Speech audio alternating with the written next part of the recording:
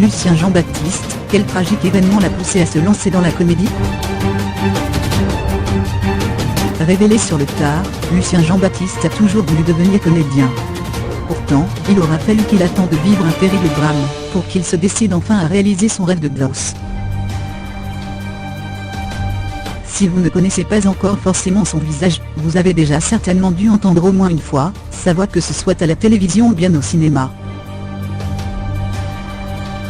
En effet, avant de se révéler en tant qu'acteur et réalisateur ces dernières années, Lucien Jean-Baptiste était l'un des comédiens de doublage les plus prolifiques de sa génération.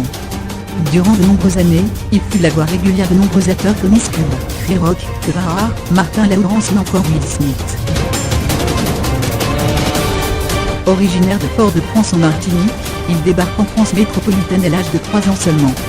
Un héritage culturel qui n'oublie jamais de mettre en avant dans ses différentes réalisations comme La Première Étoile, 30 degrés Kumar ou encore Dieu merci. Il raconte d'ailleurs de façon un peu détournée comment il est devenu comédien dans ce dernier film. Bien qu'il souhaitait exercer ce métier depuis son enfance, Lucien Jean-Baptiste a pendant de nombreuses années travaillé dans l'événementiel.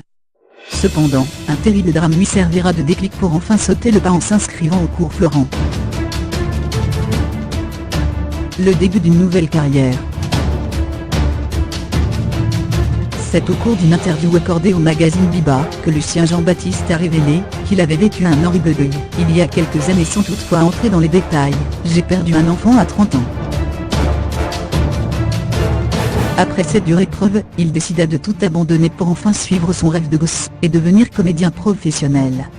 Les téléspectateurs français pourront d'ailleurs découvrir ses talents d'acteur, puisqu'il participera à la nouvelle émission présentée par Michel Drucker intitulée Samedi, cette parodie qui sera diffusée samedi 17 février 2018 à partir de 21h sur France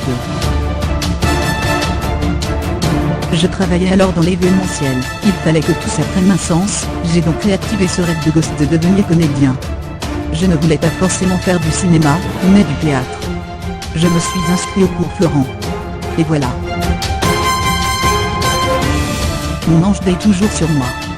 Une décision couronnée de succès, quand on jette un œil à l'impressionnante filmographie de l'acteur, que ce soit au cinéma, à la télévision, ou bien encore dans le doublage.